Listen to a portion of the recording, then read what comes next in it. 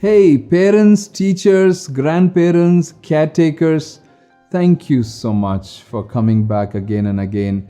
Several of you, have sent messages and said, "Thank you for doing this, George. It's such a help." Sometimes it's just reminders, right? Nothing new. Maybe some reminders, and sometimes we all need reminders. I need reminders. You need reminders.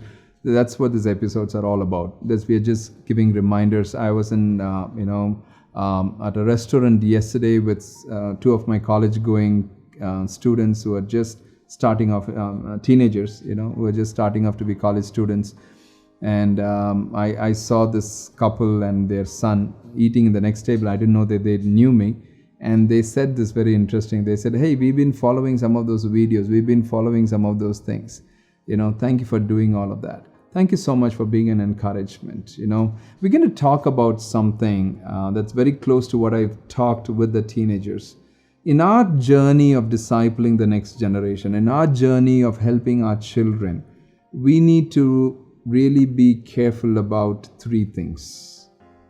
Three things. One, we need to be very careful about not digging into their past and making them feel condemned or guilty all the time.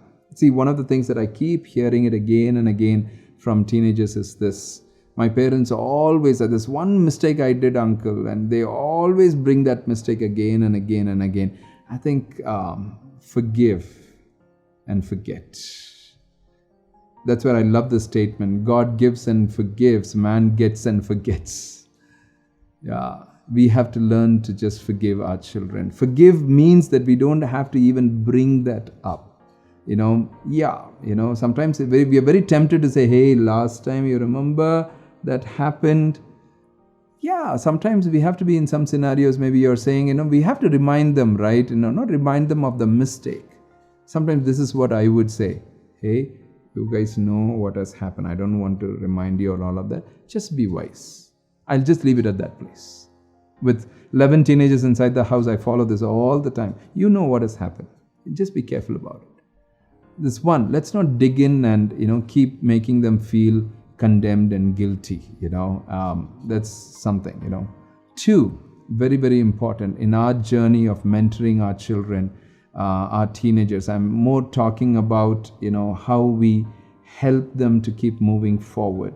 Two, see how you can cover them.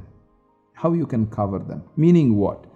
Again, another scenario, I keep hearing it from teenagers, from young people: "Uncle, there's my grandmother inside the house, my grandfather inside the house.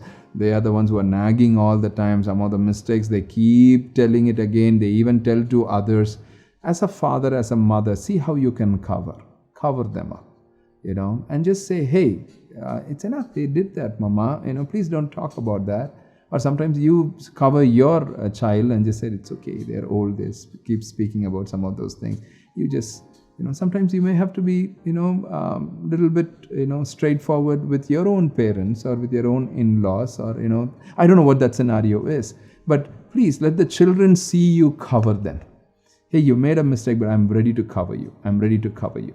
The third, very, very important, this: if you can unconditionally love them.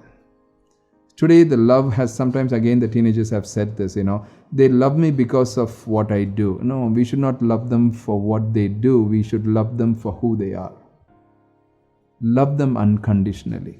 Not that because you do this, I love you. No, if you're going to do it, it becomes based on merit, based on work, based on different things that they have done. No, we have a God who's a God of grace. He loves us. He is loving us. He loved us, not because of something that we have done. He has loved us even before.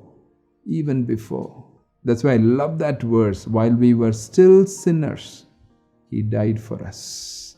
I think it's a very, very important three principles. I pray that in our journey of mentoring our children, mentoring our teenagers, it'll be an amazing, amazing journey of how things happen. I want to close this episode by just saying this. We have this annual conference on celebrating discipleship on November 12th. There are more details that will come in. Love to have you. We will spend a whole day celebrating discipleship and see how we can intentionally disciple the next generation. Thank you so much for being here.